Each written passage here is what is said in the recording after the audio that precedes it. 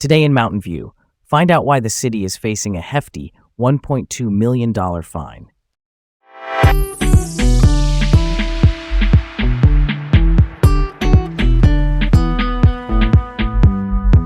I'm Leah.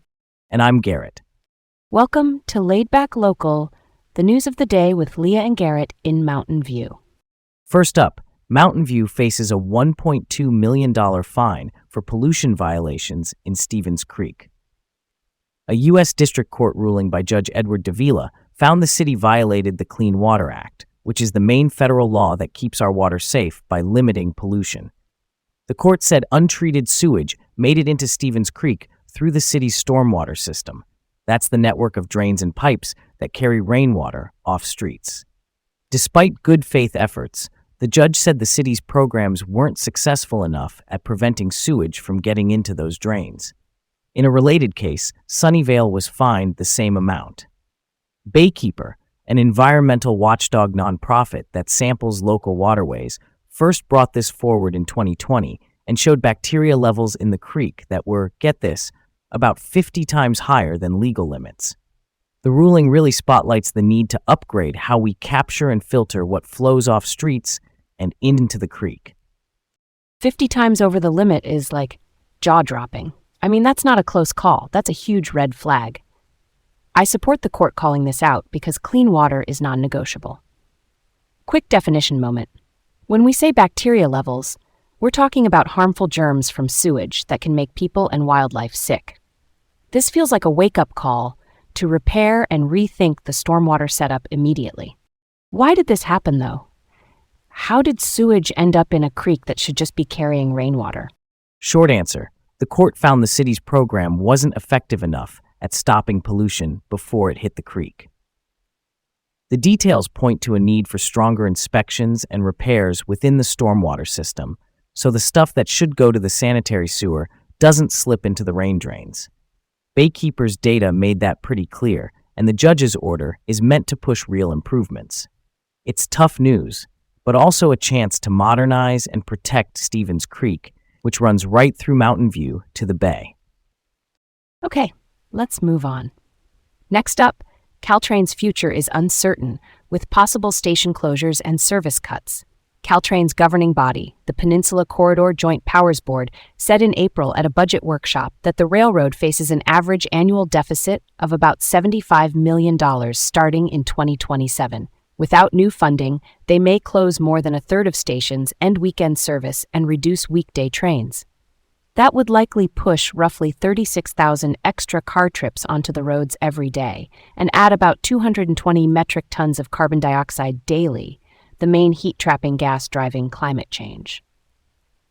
There's talk of a transit revenue measure district, basically a special local funding tool that could go before voters in November 2026 to help fill the gap. I'm not going to lie, cutting service that hard would be a huge step backward. The environmental hit alone is serious, and that's before you factor in traffic. Caltrain's been recovering ridership since the electric trains launched in 2024, which was a big modernization move. Securing long-term funding feels essential if we want reliable, clean transit on the peninsula. I'm down for that solution if it keeps people on trains and out of gridlock. Real talk, the stakes are high. If the revenue measure lands on the ballot, at least there's a clear path to decide on dedicated funding. Until then, planning for the worst while hoping for the best seems to be where they're at.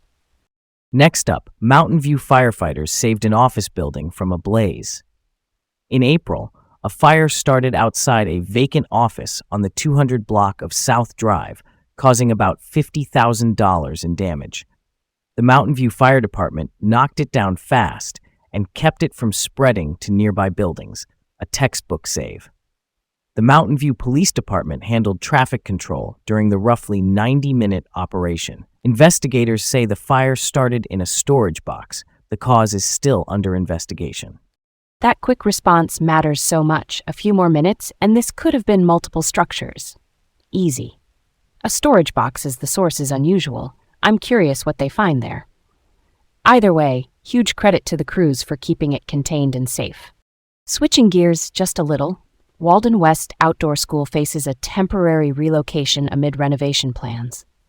Walden West is the county's outdoor education program in Saratoga, run by the Santa Clara County Office of Education, and it serves around 6,000 kids a year.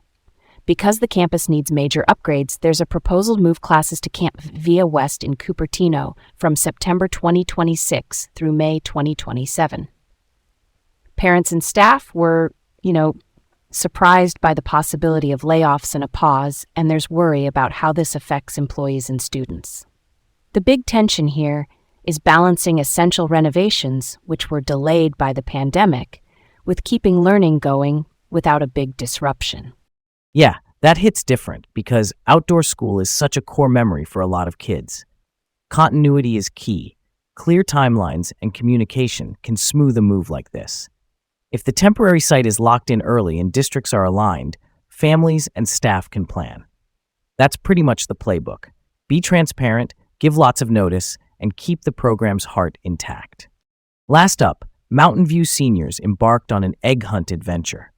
The Senior Center hosted its first Golden Hunt in April to bring folks 55 and up together. There was coffee and donut holes and a quick scramble for plastic eggs with candies, jokes, and raffle tickets. A family team, including a nearly 9-year-old grandson, grabbed the grand prize after collecting 36 eggs in, 6 minutes flat. The coolest detail to me, the whole event cost under $400 to run, and there are plans to try a later time next year to bring in more people. That's a story worth telling. Low cost, high joy, and it builds community. I love that they're tweaking the timing next year to reach even more neighbors. Simple ideas, big smiles. Thanks for tuning in to Laid Back Local, the news of the day with Leah and Garrett in Mountain View. Have a great day and join us again tomorrow.